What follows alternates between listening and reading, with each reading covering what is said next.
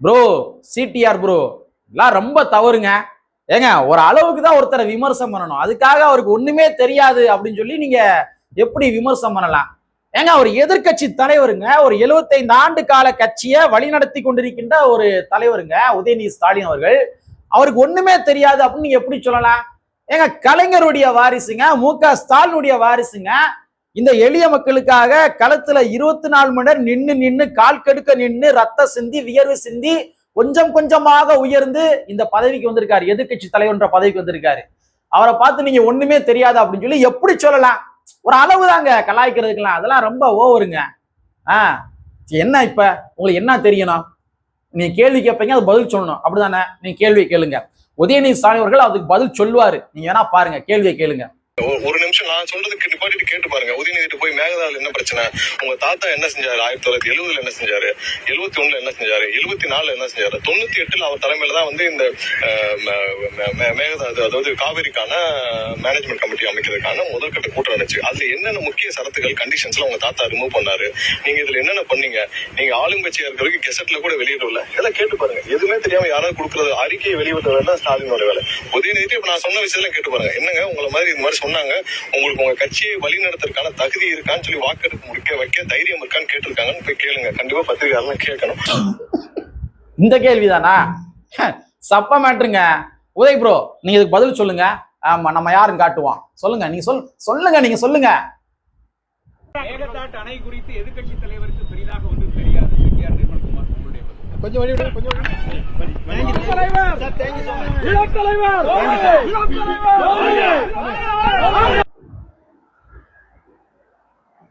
என்ன ப்ரோ, நெசமாவே உங்களுக்கு தெரியாதா? ஐயா, என்ன சிடிஆர் ப்ரோ, நீங்க சொன்னதெல்லாம் உண்மையா இருக்கும் உங்களுக்கு? ஒண்ணுமே தெரியாம ஓடி போயிட்டாரு. ஐயா, நாங்க தான் தப்பா நினைச்சுக்கிட்டோமா? எல்லாமே தெரியும். ஒரு 75 ஆண்டு கால கட்சி, ஆலமர கட்சி, ஒரு 75 ஆண்டு கால கட்சியை வழி நடத்துறாரு அப்படின்னா அப்ப அவருக்கு எல்லாமே தெரிஞ்சிருக்கும் அப்படின்ற மாதிரி நினைச்சது நம்மளுடைய தப்பு. Sorry bro, sorry.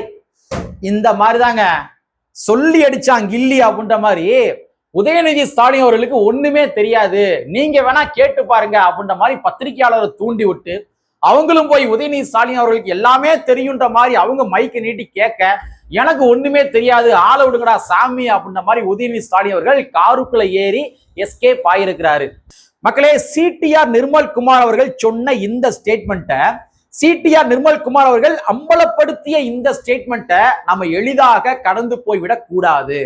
காரணம் என்னன்னு பார்த்தோம்னா, ஒரு நாட்டுக்கு ஆளுங்கட்சி எவ்வளவு முக்கியமோ அதே மாதிரி எதிர்கட்சி பலம் வாய்ந்த எதிர்கட்சியாக இருக்க வேண்டியதும் கூட மிக மிக முக்கியம். ஆனா தமிழ்நாட்டுல ஒன்றுமே தெரியாத ஒரு நபர் எதிர்கட்சி தலைவராக இருக்கின்ற பொழுது அது தமிழ்நாட்டுக்கு மிகப்பெரிய ஒரு பின்னடைவு, மிகப்பெரிய ஒரு பின்னடைவு. ஆளுங்கட்சி நெறி தவறுகின்ற பொழுது ஆளுங்கட்சிக்கு கடிவாளம் போட வேண்டிய இடத்துல யார் இருப்பாங்க பார்த்தோம்னா அது எதிர்கட்சி இருப்பாங்க. ஆனா ஒரு எதிர்கட்சி தலைவருக்கே இந்த மேகதாது விஷயம் சம்பந்தமாக ஒண்ணுமே தெரியாம அவர் எஸ்கேப் ஆகி ஓடார் அப்படின்னா அப்ப தமிழ்நாட்டின் நிலைமை என்னமாவது? அப்ப இந்த இடத்த நம்ம சாதாரணமா கடந்து போய்விட முடியாது. நமக்கு திராவிட முன்னேற்ற கழகத்து மேல 1000 விமர்சனங்கள் இருக்குது, அதுல மாற்றுக்கிறது கிடையாது. பட் இருந்தாலும் திராவிட முன்னேற்ற கழகமும் கூட கேள்வி கேட்பதற்கு ஒரு தகுதி வாய்ந்த எதிர்கட்சியாக இருக்க வேண்டும் அப்படின்றது நம்முடைய விருப்பம். சோ அதனால உதயநிதி ஸ்டாலின் அவர்கள் இந்த பொறுப்புக்கு, எதிர்கட்சி என்று சொல்லப்படுகின்ற இந்த பொறுப்புக்கு தகுதி வாய்ந்த நபரா இல்லையா அப்படின்றத உங்களுடைய பார்வை நடிப்புல நீங்க கமெண்ட் பாக்ஸ்ல கமெண்டா போடுங்க, சரிங்களா? அதே மாதிரி மக்களே, உள்ளபடியே நம்முடைய பார்வை நடிப்புல உதயநிதி ஸ்டாலின் அவர்களை எப்படி பாக்குறோம் அப்படின்னா, சிடிஆர் நிர்மல்குமார் அவர்கள் குற்றம் சாட்டிய அந்த பர்டிகுலர் விடயம் மட்டும் கிடையாது. உதயநிதி ஸ்டாலின் அவர்களுக்கு எதுவுமே தெரியாது. ஒரு எதிர்கட்சி தலைவராக அவருக்கு எதுவுமே தெரியாது. அதுக்கு ஆக சிறந்த உதாரணம் சொல்லவா? ஒரு 2 உதாரணம் மட்டும் சொல்றேன். நம்ம நிகழ்காலத்தில் நடைபெற்று கொண்டிருக்கின்ற விடயத்தை நம்ம பதிவு பண்ணுவோம். சட்டமன்ற நிகழ்வை நீங்க எடுத்துங்க, உதாரணம் எடுத்துங்க. சட்டமன்றத்துல ஒரு எதிர்கட்சி தலைவராக உதயநிதி ஸ்டாலின் அவர்கள் கேள்வி எழுப்புகின்ற பொழுது முழுக்க முழுக்க பேப்பரை பார்த்து தான் வாசிப்பாரு. முழுக்க முழுக்க பேப்பரை பார்த்தா வாசிப்பாரு. நீங்க இதற்கு முன்னாடி இருந்த மு.க.ஸ்டாலின் அவர்களை எடுத்துங்க, எடப்பாடி பழனிசாமி எடுத்துங்க, இதர பின்ன அந்த சட்டமன்றத்துல இருந்த திராவிட முன்னேற்ற கழகத்தினுடைய மூத்த நிர்வாகிகளை கூட எடுத்துங்க. அவங்க கேள்விகள் கேட்கின்ற பொழுது ரெஃபரன்ஸுக்காக மட்டும்தான் இந்த பேப்பரை பார்ப்பாங்க. ஜஸ்ட் ஒரு ரெஃபரன்ஸ் மட்டும் தான். இப்படி பார்த்துட்டு அவங்க முழுமைக்கும் பேச ஆரம்பிச்சிருவாங்க. ஆனா நீங்க உதயநிதி ஸ்டாலின் அவர்களை பாருங்களேன், நீங்க ஆரம்பத்துல இருந்து முடிகிற வரைக்கும் பேப்பரை பார்த்து அப்படியே ஈயடிச்சா காப்பி மாதிரி அப்படியே பார்த்து வாசிப்பாரு. இதுக்கு எதுக்குங்க எதிர்க்கட்சி தலைவர்? பேப்பரை பார்த்து வாசிக்கிறதுக்கு எதுக்கு எதிர்க்கட்சி தலைவர்? இது யாராச்சும் சாதாரண சாமானியர்கள் வாசிச்சுட்டு போயிருவாங்களே. அப்போ ஒரு எதிர்க்கட்சி தலைவர் என்றால் வலிமையான நபராக இருக்க வேண்டும். அதனாலதான் சொல்றேன், உதயநிதி ஸ்டாலின் அவர்களுக்கு ஒண்ணுமே தெரியாது.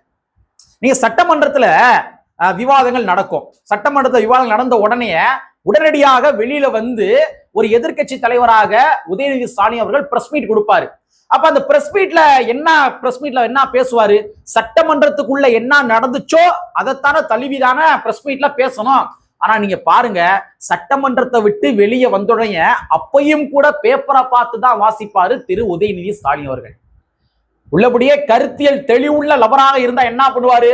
சட்டமன்றத்துல அவர் இப்படி பேசினாரு, இவர் இப்படி பேசினாரு, இவருக்கு இந்த பதில், இவருக்கு இந்த பதில் என்று அவர் பார்க்காம தன்னுடைய உள்ளத்தின் ஆழத்தின் அடிப்படையில் இருந்து அவரு பதிலை சொல்ல வேண்டும். ஆனா நீங்க வேணா பாருங்க, சட்டமன்றத்துக்கு வெளியில வந்தும் கூட என்ன பண்ணுவாருன்னா பேப்பரை பார்த்தா வாசிப்பாரு. சட்டமன்றத்துல என்ன நடக்கும் அப்படின்றது இவருக்கு எப்படி தெரியும்? எப்படி பேப்பர்ல யார் எழுதி கொடுக்குறா? சட்டமன்றத்தில் என்ன நடக்குன்னு சொன்னோடனே அங்க ஒரு 10 பேர் கொண்ட குழு உட்காந்து டக்குன்னு எழுதி கொடுத்து இதை பிரஸ் மீட்ல வாசிங்க அப்படின்னு கொடுக்குறாங்களா? நீங்க திங்க் பண்ணி பார்க்கணும். சட்டமன்றத்துல ஒரு விவாதம் நடக்குது, அந்த விவாதம் முடிஞ்ச உடனே வெளில வந்து பிரஸ் மீட் கொடுக்குறாரு. அந்த பிரஸ் மீட்லயும் கூட பேப்பரை பார்த்து வாசிக்கிறாரு அப்படின்னா அப்ப அந்த பேப்பரை யாரு ஆன் ஸ்பாட்ல எழுதி தரா? அதெல்லாம் சொல்றேன், உதயநிதி ஸ்டாலின் அவர்களுக்கு ஒண்ணுமே தெரியாதுங்க, ஒண்ணுமே தெரியாது. இப்ப இவரை எதிர்க்கட்சி தலைவரா வச்சு தமிழ்நாட்டு மக்களுடைய உரிமையை எப்படி மீட்க முடியும்? ஆளுங்கட்சி நெறி தவறுகின்ற பொழுது எப்படி எதிர்க்கட்சி தலைவராக முன்னாடி நின்று தன்னுடைய களப்பணி அவர் செய்வாரு? ஒண்ணுமே தெரியாத பட்சத்துல எப்படி களப்பணி செய்வாரு? எப்படி மக்கள் பணி செய்வாரு? அப்ப ஒண்ணுமே தெரியாது. இன்னொரு உதாரணம் சொல்லவா? நீங்க 7ஆம் அறிவு திரைப்படம் பாத்துறீங்களா? அந்த திரைப்படத்துல ஒரு காட்சி வந்து வரும்.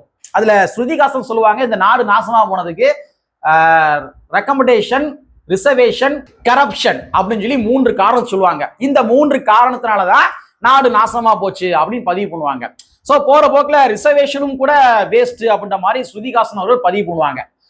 அப்ப இந்த படத்துல நடிச்ச நபர் யாரு? திரு சூர்யா அவர்கள். அவர் அகரம் ஃபவுண்டேஷன் அப்படிலாம் நடத்துறாரு. அப்ப அவருக்கு அந்த ரிசர்வேஷனுடைய அர்த்தம் என்ன, அதனுடைய தேவை என்ன அப்படின்றது சூர்யா அவர்களுக்கு நல்லாவே தெரியும், நடிகர் சூர்யா அவர்களுக்கு. ஆனா ரிசர்வேஷன் இருக்கு இல்லையா, அந்த ரிசர்வேஷனுடைய மைய கரு என்னவென்று உதயநிதி ஸ்டாலின் அவர்களுக்கு தெரியாது, எனக்கு தெரியாது அப்படின்னு சொல்லி உதயநிதி ஸ்டாலின் அவர்களே ஒரு பேட்டி கொடுத்திருக்காரு. 7ஆம் அறிவு திரைப்படம் இப்படி எப்போ வந்துச்சு? மிஞ்சி போனா ஒரு 10-12 வருடங்கள் முன்னாடி வந்திருக்கும். அப்ப ஒரு 10 வருடத்திற்கு முன்பாகவே ரிசர்வேஷனா என்னானே தெரியாது என்று கூறுகின்ற உதயநிதி ஸ்டாலின் அவர்கள் அவர் எதிர்க்கட்சி தலைவராக இருக்காரு அப்படின்னா அப்ப இந்த மக்களுடைய பிரச்சனை என்னவென்று அவருக்கு எவ்வாறு தெரியும்? ஒண்ணுமே தெரியாது. ஒண்ணுமே தெரியாதல வந்து நீங்க எதிர்க்கட்சி தலைவரா போட்டு இந்த மக்களை வந்து நாசம் பண்ணிக்கிறீங்க. அது மட்டும் கிடையாதுங்க, எதிர்க்கட்சி தலைவராக பொறுப்பேற்றதற்கு பின்பாக திரு உதயநிதி ஸ்டாலின் அவர்கள் எத்தனை போராட்டங்களை முன்னெடுத்திருக்காரு சொல்லுங்க பார்ப்போம். கிட்டத்தட்ட தமிழக வெற்றி கழகம் ஆட்சி அமைச்சு ஏறக்குறைய ஒரு 60 நாட்கள் ஆச்சு, கரெக்டா? இந்த 60 நாட்கள்ல உதயநிதி ஸ்டாலின் அவர்கள் ஒரு எதிர்க்கட்சி தலைவராக அவரு முன்னின்று எத்தனை போராட்டங்களை முன்னெடுத்திருக்கின்றார்?